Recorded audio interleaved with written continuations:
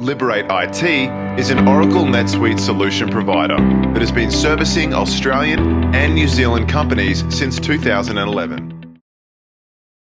Welcome everyone to the latest of the webinar series. Today I am joined by Andrew Coghlan from FullClarity. Really looking forward to sharing that with everyone today. As usual, I will be the host for today. I am Andrew Linear, the Relationship Manager for Liberate IT. Welcome, great to have you on board. Today we are going to go through a few Liberate IT updates, some NetSuite updates, and then we'll quickly move on to FullClarity proper, and towards the end I'll be wrapping up. So today, as always, we'll be recording today's session and open to Q&A as we go. Please do use the Q&A function rather than the chat. Would really appreciate that. And I will make sure that Andrew answers all your questions. Okay, coming up, our user events are all locked in, so do reserve those dates. Our Australian user event is locked in Brisbane in 13 September 22. Hope you can get along to that. And the following week in Auckland, 20 September, we'll be going through all of the latest NetSuite releases when that detail has been released, and we'll give you some more details to follow of exactly when and where that is. NetSuite is returning to Las Vegas on September 27 to 30. Please do let me know if you're attending. That's only 2 months away. That felt like a long time ago when we first set all that up. 25 July, which is, I think, next Monday, sees the launch of 2 new products from NetSuite for our region. NetSuite My Account, which is, I guess, a bit like Customer Center in NetSuite, but it allows your customers to have more of a modern UI and modern experience rather than a NetSuite experience. So the platform itself is not all that customizable. It does look a little bit like this, but you can change the color settings and a few other branding things on there. So if that sounds like something you want to give your customers a better experience, do reach out to me and I can take you through that. The second new thing that's coming out by NetSuite for our region is Suite Commerce Standard, or Suite Commerce as they prefer to call it. So Suite Commerce Advanced has been around in the market for many years now. It's obviously built on NetSuite, big application, very customizable, and long time frames to implement a brand new website. Suite Commerce, the standard one, is more of a configuration. It again is built on the NetSuite platform, so no integration worries to worry about. And you can transact and have your customers transact with you through that website. So if you're looking for a new website, or if you're happy with your website, but you want to create a B2B portal for them to start transacting with you, this might be just the thing for you. So do reach out to me if that's something you might be interested in. For those customers of ours that have a company-wide Learning Cloud Support Pass, NetSuite are doing their regular webinars and live workshops. Here's a list of those that are coming up in the next month or so. So really would encourage you to get onto those and make the most of those webinars that are out there. But with no further ado, I am going to introduce Andrew Coghlan. Andrew is the Director of FullClarity. Andrew, welcome. Nice to have you. Thank you very much, and looking forward to getting through today. So thanks everybody for attending. I will get my screen shared up here, so give me one moment. Excellent. All right. So again, thanks everybody for coming along and allowing me to talk about what FullClarity have to offer. I'll just begin with a couple of slides just to give a bit of context about who FullClarity is and where we are, and then I'll jump straight into the demo. So a bit about our history. FullClarity is we're a second generation family business. We're actually in the construction space, so that's really where we have come from. Been in construction since the early 60s and we were a volume builder here in Victoria, moved into building consulting in the late 80s, and really it was a business that the entire family was in.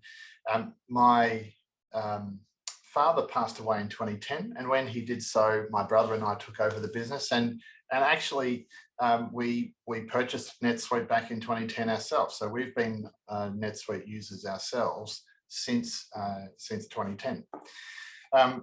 We implemented it into the consulting side of our business, wanted to roll it out into the construction side, but there were some gaps. And in the process of solving those gaps, we really came across the need to build out some project-specific functionality. As we did that, we realized that, hey, the rest of the world could share in this. And over the course of the following 5 years or so, we really pivoted our business over into being a NetSuite SDN partner and having all of our suite apps certified. Whilst a lot of our functionality is focused around construction and really around projects and the way that one might use NetSuite in a project basis. Today, I'm not going to be talking about our construction suite app. I'm going to be talking about our other suite apps that are ancillary too, but can be used independently of any project records. So our mission, we are here to transform the way that project businesses operate and really to get NetSuite working in that projects sense in a different way from what the advanced projects functionality works in NetSuite at the moment. Bit of context for the directors of our company. This is my brother and I. John's a 35-year veteran of the construction industry. I'm the youngest of the family. John's the second youngest. Everybody else went into construction. I went into accounting because I'm the one with the personality. 10 years with Deloitte, 10 years in the UK, and then came back to help to run our business here in Australia when Dad passed away. Anyway, enough about that. Let's get into the demo. Today, I'm going to be talking to you about 3 products. We're going to be looking at our file storage product. We're going to be looking at our timeline management, and we're going to be looking at our retentions product. But let's just start with file storage. And I will do that by just switching over to my file storage page. And here it is. Okay.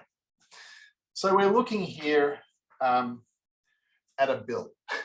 Now, this is might be an odd place to think of where we want to start with file storage, but the reason we're starting here is because we built our file storage product to really match a need that we already had in our own business.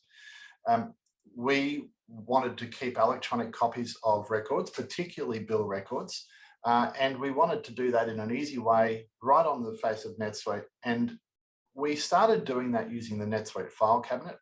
And very quickly started running out of disk space. And as you may know, whilst you get some space with NetSuite, it's limited. Additional space is quite expensive, and we wanted to have a way of being able to store files in a simple and in a cost-effective way, but that also meant that we could use it across our projects products as well. And, again, referencing our construction heritage, it's very easy to load up, gigabytes of files on a construction project by the time you include various copies of plans and specifications and engineering and so on and so forth. So in producing that or in getting that system up and running, we came up with a very simple and very cost-effective way of dealing with our file storage on individual records. Now you can see this record actually looks no different from a bill record that you might have. I wanted to start here to show you how easy it is for us to actually configure the file storage product for you. So we're going to start by coming into our storage and checking out our supported records tab. Now this is where and we would do this for you during implementation, of course, but you can come in here and literally select, well, what are the records that I'm wanting to have file storage work against? We include every standard NetSuite record in this list, whether they're transactions, item, entity records, CRM records. If you're using the support ticketing system in NetSuite and you're receiving attachments from inbound support emails, we automate the process of storing those out as well. So let's tick the bill and another record, hit our submit button, and we've just configured those records to be able to deal with our file storage. So we'll wait for that to save. If I jump back here now, I'm going to refresh the page and you'll see two things appear. You're going to see a drop zone here and a field appear somewhere on this form. So let's have a look at that. Great. So nice and simple.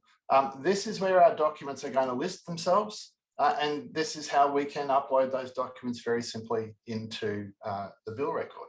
And it's literally as simple as grabbing the document, dragging and dropping across, and waiting for that to upload. Now, there we have it. We're done. There is the file.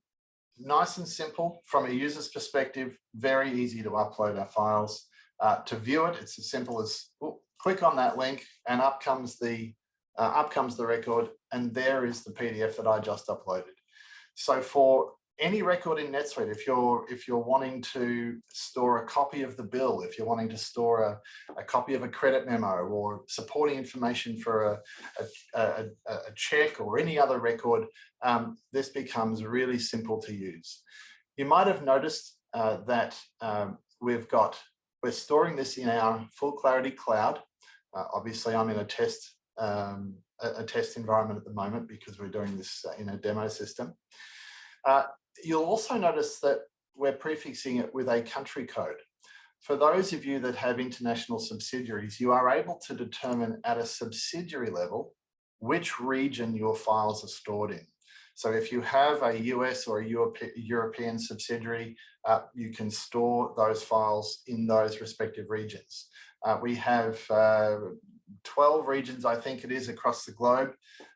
We're about to release a region for South Africa as well, so it's growing. And so you're able to isolate those files in the jurisdictions that you're wanting, particularly useful for Europe because the Europeans are particularly strong on privacy and wanting to know where their files are stored. Hey, Andrew, I've got a question for you. Yeah. I've got an anonymous person asking, can this support multiple files as an attachment in a single record? Yes, it can. And if I will show you that by grabbing another one of my files here and dropping it in, and you'll see they just list themselves out nice and simply below. Nice. So you can actually add as many as you're wanting to each record. There's a practical limit where you would switch from having your files listed like this in a field, and you can instead have them shown as a sub list or as a saved search under a sub tab here. So if you've got a particular record that you know you're going to be uploading lots of files to for that record type, we can address that during our implementation. And for that page, we turn it into a sub list, but otherwise very simple. Great, thanks, Andrew. Now, one of the nice things about this is we can also store files against any custom record that you may want to have as well. I've actually created a custom record here. Here it is. I've got an employee certificates record, and if I go in and create a new one, we're going to. So this might be a custom record where we're wanting to store things like, a copy of the red card or their vaccination certificate or some other category of thing. In this example, I'm actually going to store a copy of someone's vaccination certificate. So, let me spell it correctly. Vaccination certificate. I've made a category here. So this is a health and safety. We're going to choose David Hoskins as the employee. And we got this today, so we'll put today's date. We've got a date expires as well. So if you were going to be storing things like a membership to a club or something, well, we could do a saved search and track that down. I'll fill out that detail, save the document. Once it's saved, you can see now that the record exists, we get our little drop zone and our documents thing. I'm going to grab my vaccination certificate for David and drop it in here. And there it is. So again, nice and simple. There's his vaccination certificate. We can see all of the detail. This is a fake person, just in case you're wondering. But really easy now to track that sort of document against any custom record that you like. And again, this is something that you can set up yourself. If I come into our support, our file storage configuration again, this time I'm going to go to supported custom records. And it's as simple as we need to add a field to the back of the record. So we could do this for any custom record, whether it's one that you've created yourself or one that's come in from a bundle or a suite app from a third party. We simply add a custom record to that, a custom field to that record, name the custom field, tick the record, and we're off and running. So again, very simple to use, very simple to configure. We roll this out with 1 terabyte of space available to you, and additional storage space is really quite cheap. There's no user limit, so it's not like other traditional NetSuite module licenses where it might be user-based. This is available to your entire organization. You can limit it based on roles to have no access, have read-only access, or to be able to have full control. So very flexible solution and nice and simple there. So there's our file storage. As I move across to the next one, the next thing we're going to look at today is our timeline management. So timeline management, really think of this as a Microsoft project alternative sitting inside NetSuite. And as I bring my timeline example across here, here it is. Great.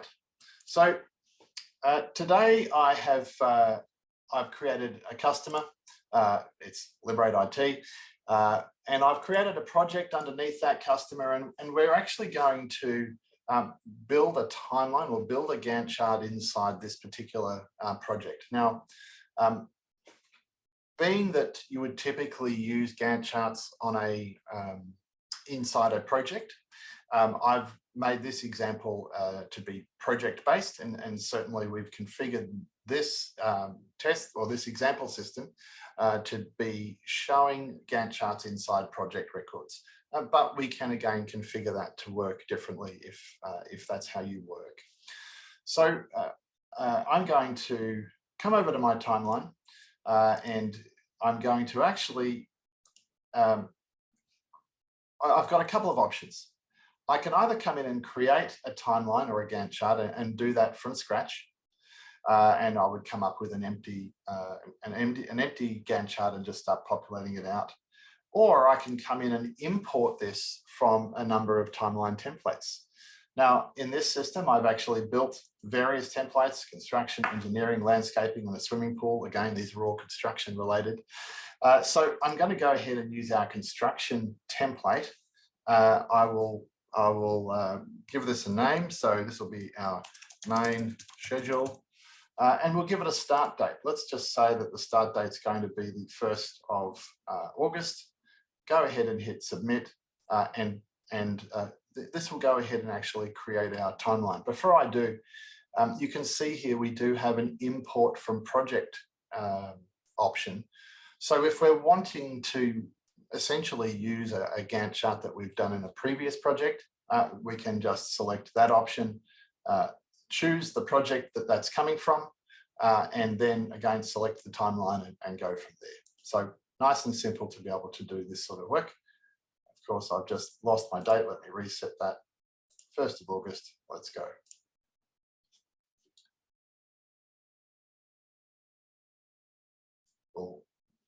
We'll wait for that to copy across.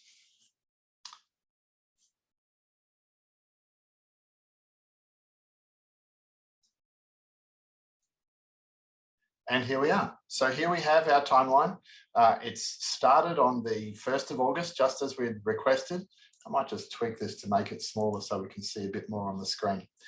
Look, this works in exactly the same way you would expect a timeline to work or a Gantt chart to work in any normal system. We have all of the various dependency types that you would want to see. We have the ability to not only have our forecast, but to set our actuals. We can set a baseline. So I'm going to, because we've just created this, I'm going to rebase this and hit the save button. So now I've set our baseline. I can come back in and have a look at that in just a moment. If I show my baseline, you'll see that appear there in black. I can come through and I can start setting my actuals. So if we actually started this a bit late, so we started this on the 2nd, it's going to ask me, hey, do you want to update all of your dependencies? And I'm going to say always in this case. So we can start to now, really quite easily get our actual timeline working. If that took, let's say it took 2 days instead of 1, and again, it's pushed all of those dates out so that we're automatically updating all of our data. The nice thing about this is if you have various milestones that you're trying to track, those milestones are being updated automatically. Because all of this data here is stored inside NetSuite, just along with the rest of your NetSuite data, well, you can start doing all sorts of other reporting based on those timelines as well. We're going to have a look at a couple of examples of that in just a moment. I'm going to jump over to a different project where I've actually done a bit more work on updating the timeline. So let me jump over to my Happy Street project. And here we are. And so on this particular project, we'll just jump down here. I've actually got 2 Gantts in this project. So you can have multiple Gantt charts or multiple timelines within each individual project. If we go in and have a look at one of those, this Gantt chart was actually made using the same template that we were looking at before. We're a little bit further along. You can see that we've actually got some percentage completes being recorded here. We haven't set any actual start and end. In this particular example, we're not tracking actual start and end. So it's very easy for me to hide those out if we don't need to see them. So it's as simple as saying, yep, we don't need to see those. I will hide actual duration as well, shall we? There it is. I've lost it.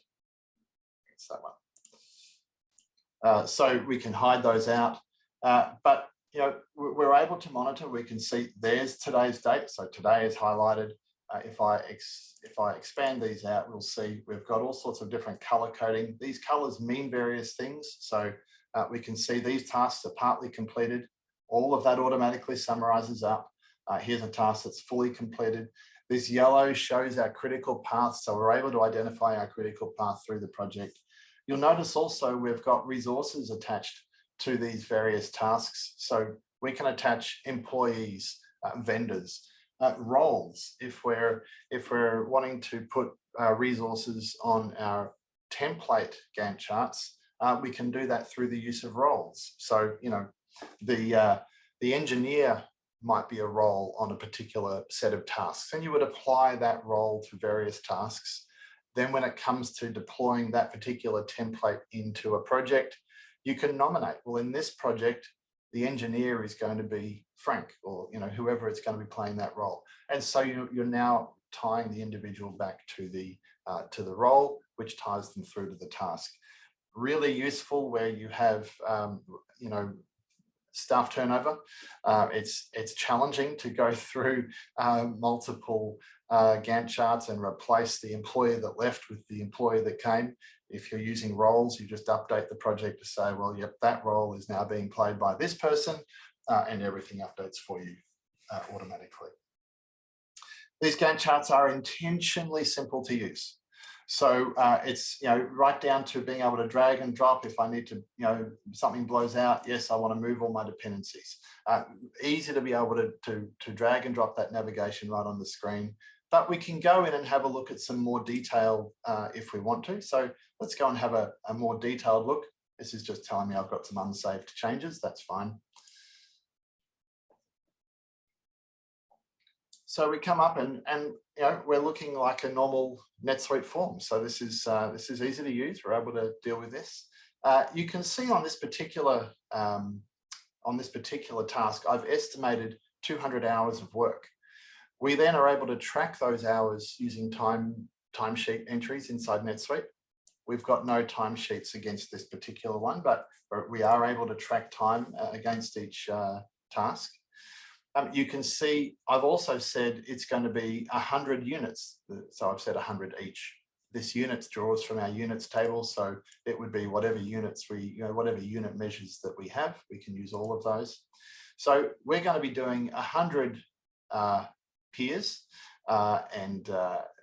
we can set our actual start and end. We can track our actual work. So this actual work comes from tracking our progress. So we can enter in our actual production as we're going through and nominate our production each day. That all happens to add up to 66, which it's nice simple maths to say that we're 66% completed. I've overridden the progress in this case to say that it's 65% completed. Had I not overridden that progress, it would have automatically said, oh, actual work is 72. It would have said that I was 72% complete.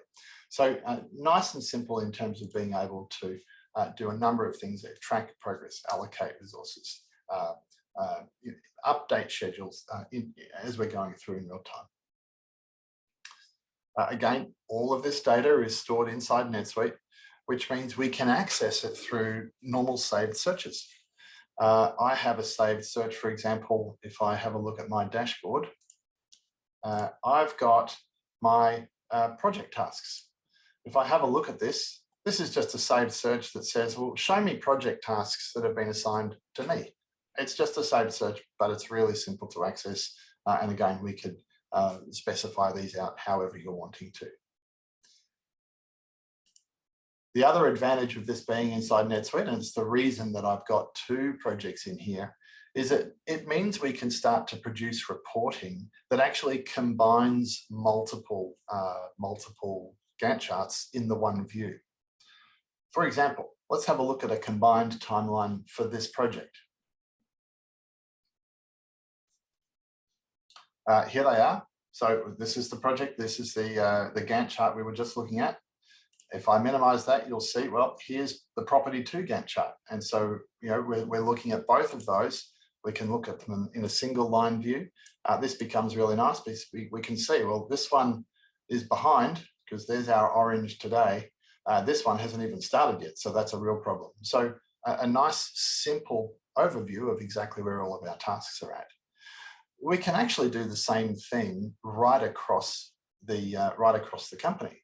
So by way of an example, let's have a look at a company-wide projects report, a Gantt view. And this is showing all Gantt charts. I'm going to minimize this here. So there's all of the projects. There's the summary line for each of those Gantt charts. And you can see some of them are partly completed. Some of them haven't started. All of them seem to be behind except for this one, but you can see there's today. So again, a nice pictorial view of where we're at in terms of our task progress on all of these. The nice thing about this report is we can set this to be read-only, which is the way we've built it for this demo. So I could actually send this out and make this available to the entire company if we wanted to.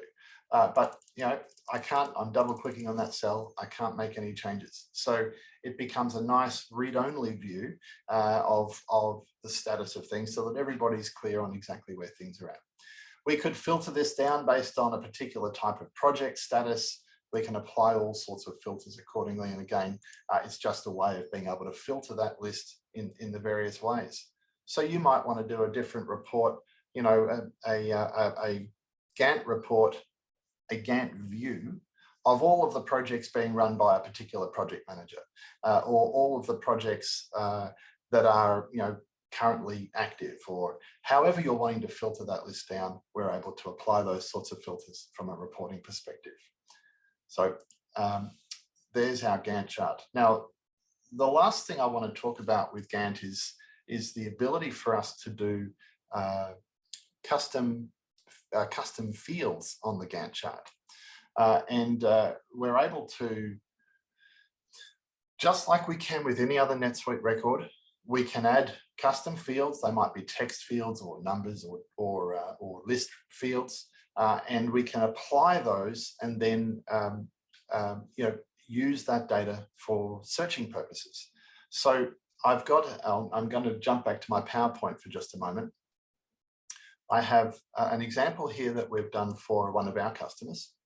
And if we have a look here, this is, we've added a project status field.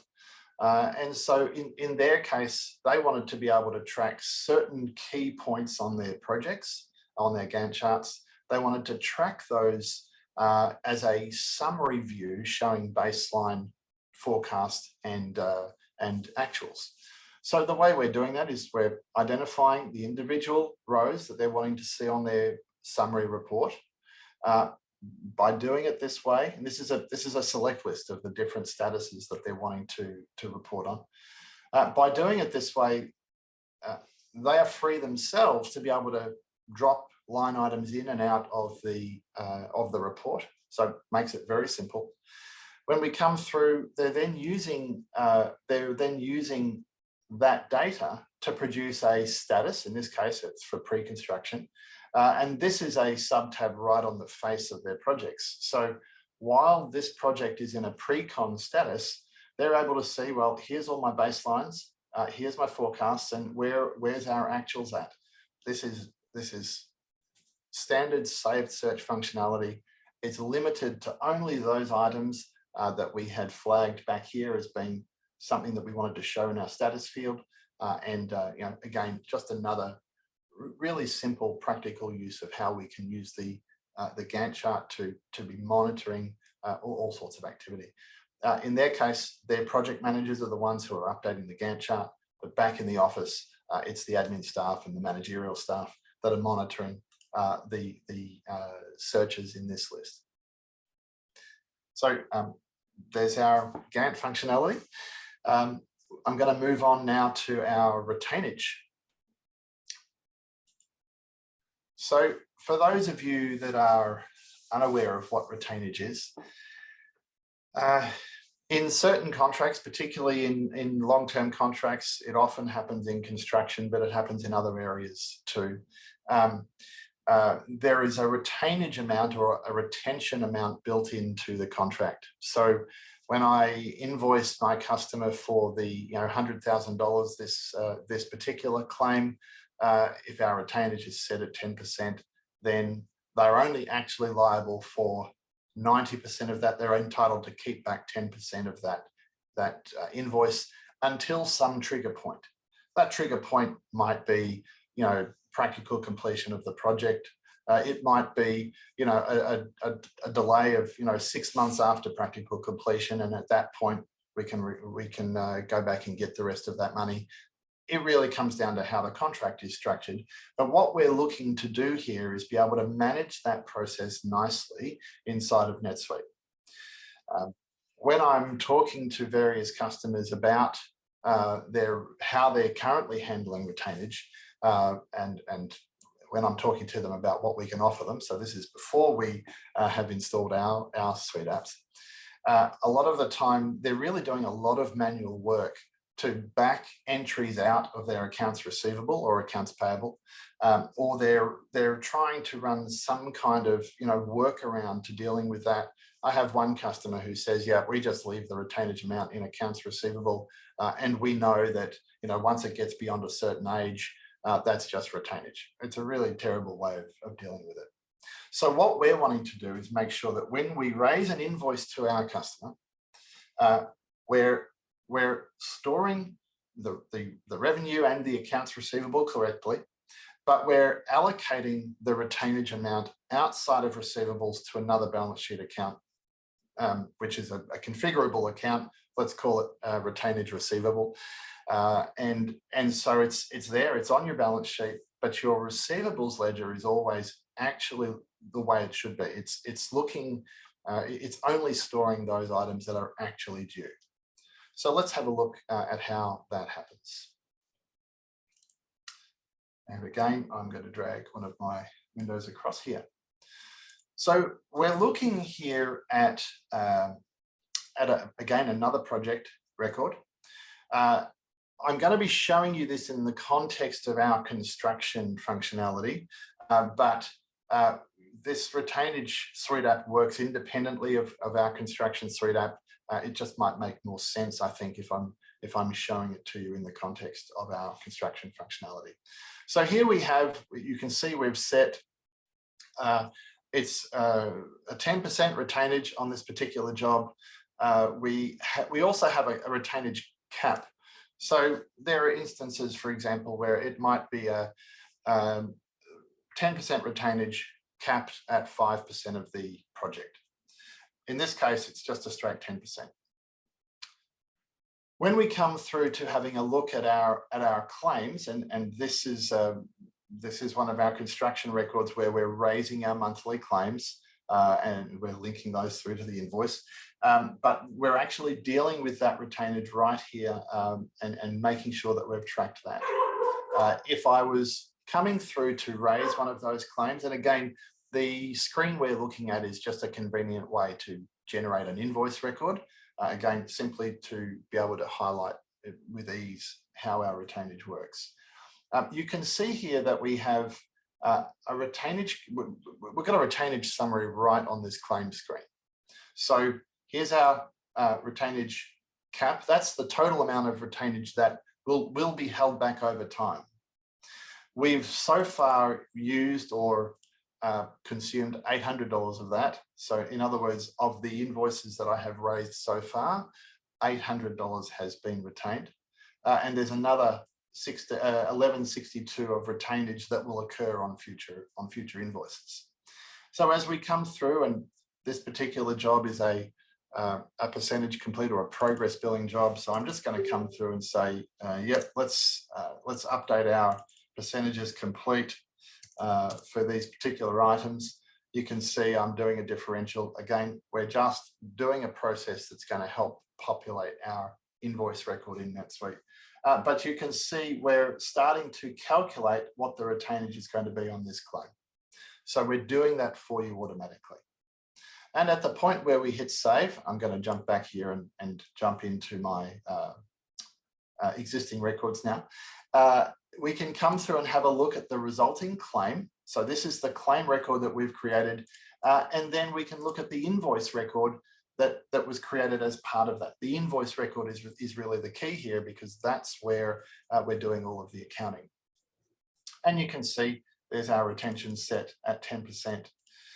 Now, the accounting that takes place here is that the invoice records just as it normally would. Let's have a look at our GL impact. So it does exactly what you're expecting that it's going to do. Debit, accounts receivable, credit, our deferred revenue. In this instance, we're also using our revenue recognition functionality. Happy to talk about that with any of you after this meeting if you're interested. So we're posting our revenue to deferred revenue to be recognized down the track. We then raise another transaction that pulls the retainage amount out of accounts receivable and into our retainage receivable. So your balance sheet is kept exactly right. Down the track, when we're ready to claim that retainage, we need to be able to produce a document to give to our customer that's not a sales invoice, because we're not making another sale now. We're just asking them to give us our money. So we can come in here and we can say, well, we want to claim our retentions. I'll pick the project that we're claiming on. And in this case, the project was Burdick Painting. Here we go. So there it is. And we're listing out now, well, here are all of the retention amounts that have happened over the life of the project so far. I can go ahead and say, well, am I going to claim 100% of that? We can see there's an unclaimed amount of $800. So I could claim that entire amount and we automatically allocate that across each of these line items. Alternatively, this might be a situation where at practical completion, I can claim half of my retainage and then I claim the other half 12 months later. So we're going to only claim 400 on this occasion. And again, we just allocate that from oldest invoice through to newest across each of these line items. We can set all the other items. What's the date of this request? What are the payment terms of this request? So we can set those as if it were a sales invoice, but we're not raising a sale. When I hit my claim retainage button, we're going to raise a custom transaction that moves this $400 from our retainage receivable GL account into our accounts receivable GL account, in this case with 15-day terms. And from that point, the receivable amount just works like any other receivable or any other item in your receivables ledger.